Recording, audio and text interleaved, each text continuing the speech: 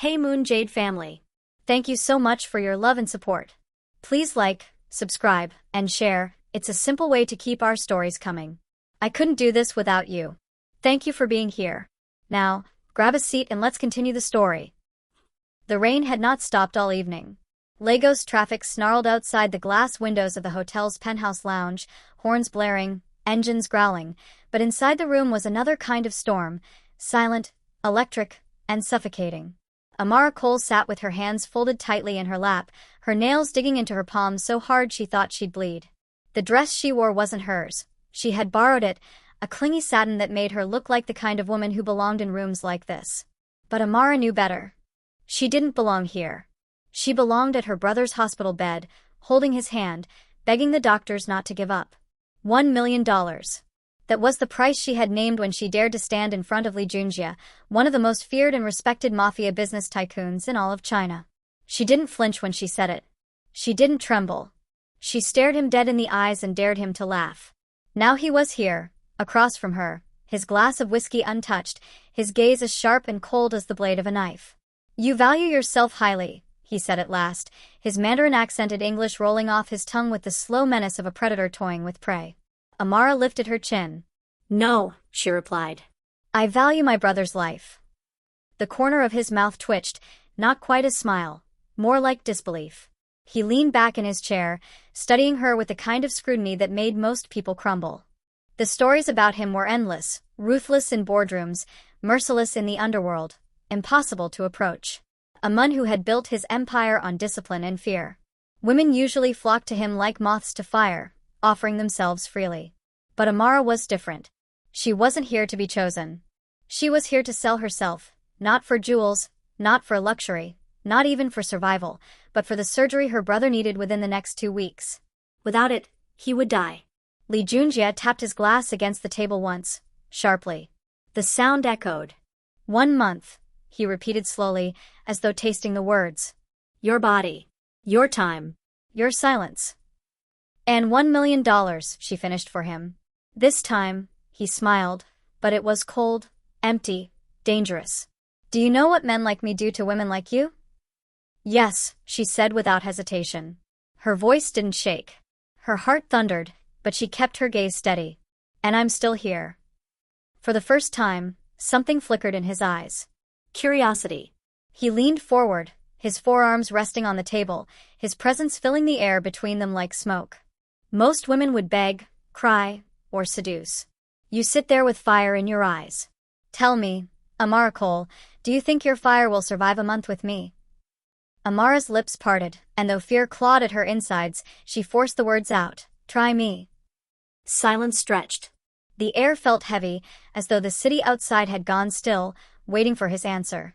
Finally, he stood, towering over her with an elegance that came from power, not effort. He slid a slim contract folder across the table. 1 million, he said. 1 month. Starting tonight. Amara's throat tightened. Her hands trembled only slightly as she reached for the pen. She thought of her brother, the boy who used to chase kites barefoot across the sandy streets, the boy who still laughed even when pain racked his small body. She thought of the doctors shaking their heads. No hope. Too expensive. She signed her name. When she looked up, Li Junjie was watching her with a kind of expression she couldn't read, a mixture of disdain and something else, something sharper, hungrier. Welcome to my world, he said quietly. And may God have mercy on you. The words weren't a threat. They were a promise. And Amara realized, as the doors shut behind them and she followed him into the lion's den, that this was no longer about money. This was about survival. The first night in Li Junjie's world was nothing like Amara had imagined. She had thought he would take her immediately, strip her of her defenses, and prove her weakness. That was the kind of man people whispered about, ruthless, merciless, impossible to resist. But instead, he did something worse. He made her wait. The limousine ride from the hotel to his private estate on the outskirts of Shanghai was suffocating. The air smelled of leather and expensive cologne, but beneath that was the weight of silence. Amara sat with her hands clasped tightly in her lap, staring out at the blur of neon lights. Beside her, Li Junjie was still, a shadow carved in glass and steel. Her pride burned hotter than her fear. If he thought she would wilt in this silence, he was wrong. Finally, she turned, her voice cutting through the quiet. Do you always treat people like this, or am I special? His head moved slowly, deliberately, until his eyes locked on hers. His gaze was sharp, dissecting, almost cruel. You are not a person to me, he said calmly. You are a transaction. The word stung, but Amara only arched her brow. Then you should treat your transactions better. You paid enough for me, didn't you? For the first time, his mask cracked. His lips curled into a smirk, dangerous, mocking, but undeniably intrigued. You have claws, he murmured. Most women who walk into my life purr. You bite. Amara leaned forward slightly, her voice steady. Then maybe you should stop underestimating me. The air between them shifted. No longer silence, but fire, restless and hot. When they arrived at his estate, Amara felt the ground tilt beneath her.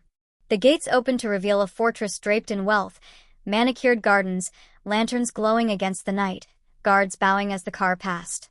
Inside, marble floors reflected chandeliers, paintings worth fortunes adorned the walls, and shadows moved like secrets.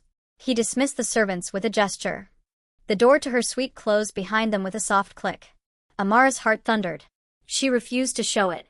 You're not afraid, he said, watching her take in the room.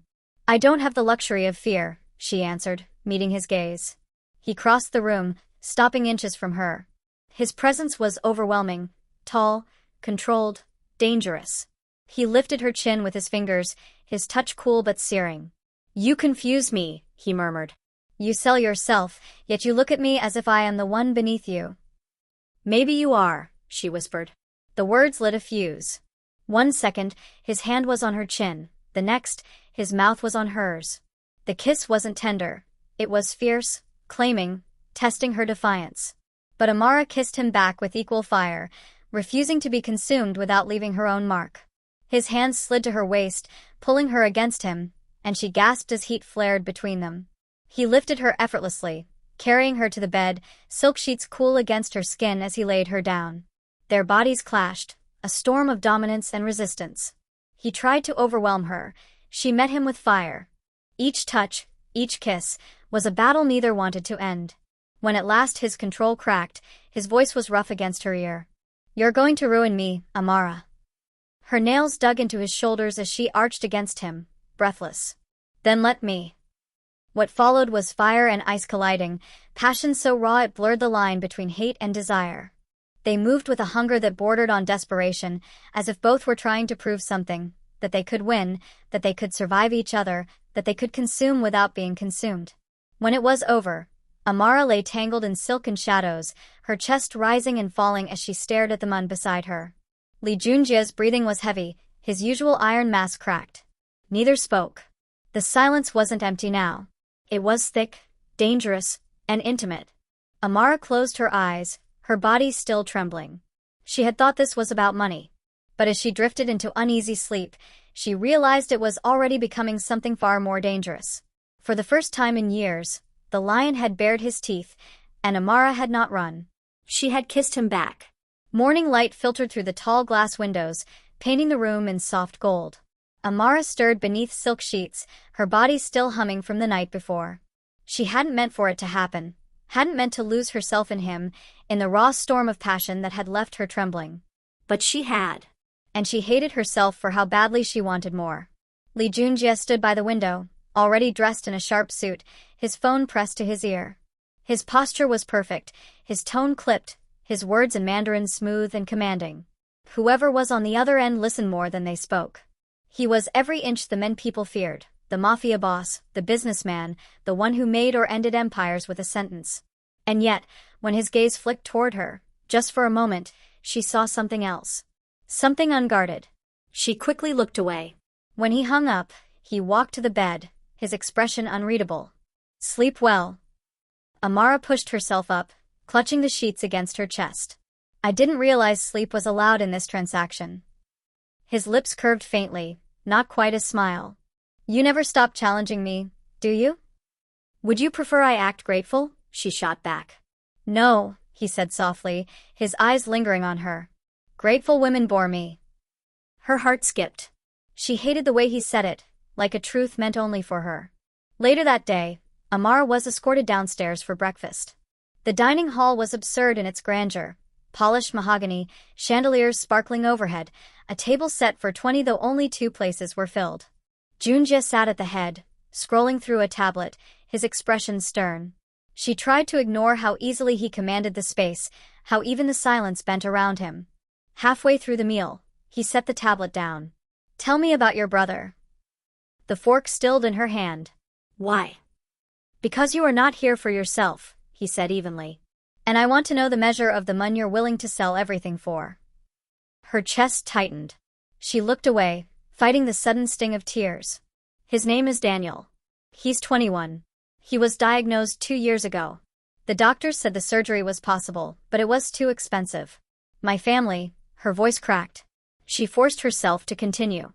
"My family said he wasn't worth saving. That his sickness was a bottomless pit. They told me to let him go." When she finally looked back, she expected cold indifference. Instead, Junjie's eyes were dark, his jaw tight. "They abandoned you?" he asked quietly. "They threw us out," she said, her voice bitter. "I begged, I pleaded, but they locked the doors. We've been on our own ever since." Silence stretched. He didn't touch his food. He just stared at her as though every word carved itself into him. "You shouldn't have had to beg," he said at last, his voice low and dangerous. "Not for him. Not for anyone." Amara blinked, caught off guard by the edge in his tone. He wasn't pitying her. He was furious, for her. That evening, Amara found him in his study, speaking rapidly in Mandarin to one of his men. She caught only fragments, but the urgency in his tone was unmistakable. When he noticed her, he ended the call with a curt command. "What were you talking about?" she asked. "Business," he said smoothly, pouring himself a drink. She crossed her arms. "Business that sounds an awful lot like it involved me." He glanced at her, his eyes glittering. "Curiosity can be dangerous, Amara." "So can secrets," she shot back. For a long moment, they stood in silence, the air crackling between them. Then, to her surprise, he set the glass down and walked toward her. "You think I see you as a transaction," he said, his voice low. "And maybe I did, once. But you were wrong about one thing." Her pulse quickened. "And what's that?" He leaned close, his breath brushing her ear. "I don't invest in things I don't intend to protect." She shivered, her lips parting, but he pulled back before she could respond. His eyes were still unreadable, but his words lingered like fire in her veins. 2 nights later, she woke to find him standing over her bed, his phone in hand. "What's wrong?" she whispered. His eyes locked on hers. "Your brother is on a plane to Switzerland. By tomorrow, he'll be in the best hospital money can buy." Amara froze. For a moment, she thought she had misheard. What did you do?" "I did what your family should have done," he said simply. "I made sure he'll live." Her throat closed. Her vision blurred with tears. She hadn't allowed herself to cry in years. And for the first time, Amara realized the truth. She wasn't just surviving him. He was saving her. The calendar on the wall mocked her. 30 days. The number circled in red. Amara stared at it, her chest tightening as the realization sank in. Their month was almost over. What had started as a transaction, a cold bargain sealed with her signature, had transformed into something she could no longer name without her voice trembling. She should have been relieved.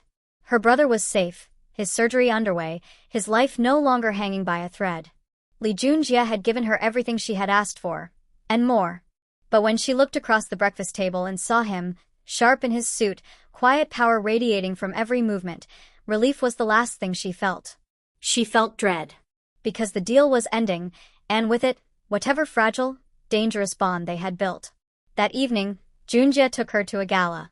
The ballroom sparkled with crystal chandeliers and the glitter of Shanghai's elite. Amara wore a black silk gown chosen by his tailor, a necklace heavy against her collarbone. She had never felt more out of place, and yet, at his side, all eyes were on her. He didn't hold her hand, but his presence anchored her, a silent claim that no one dared challenge. Until she appeared. Tall, graceful, dressed in a gown worth more than Amara's entire life. Lady Zhang, heiress of a powerful Chinese family, her beauty whispered about in hushed tones, her pedigree impeccable. The kind of woman who belonged in Junjie's world.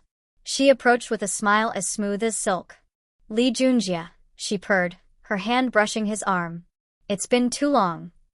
Junjie's expression didn't change, but Amara felt the shift, the tension in his shoulders, the cool politeness in his nod. Lady Zhang's eyes flicked to Amara, lingering a fraction too long before dismissing her entirely. And who is this? Amara, Junjie said simply. No titles, no explanation. Just her name. The omission cut deep. Amara's stomach nodded, but she forced her face into calm. Lady Zhang's smile widened. Charming. But I'm sure you understand, Junjie, that certain arrangements have limits. Her gaze sharpened, her words dripping with implication. Amara excused herself before her pride shattered completely. She slipped into the garden, the night air cool against her flushed skin. She told herself she didn't care. That she had known from the beginning she could never be more than temporary. But her heart didn't listen. Minutes later, she heard footsteps. Junjie's voice was low, urgent. You walk away too easily, he said behind her. Amara turned, her arms wrapped tightly around herself. And you let them dismiss me too easily. His jaw tightened. You think I care what they say? You should, she whispered. She's everything you deserve. Everything your world demands. He stepped closer, his eyes blazing. You think I want her? Her chest heaved. Don't you? His hand shot out, gripping her wrist. Not hard, but enough to make her pulse race. I want the woman who looks me in the eye and refuses to bow. The woman who made me forget I was untouchable.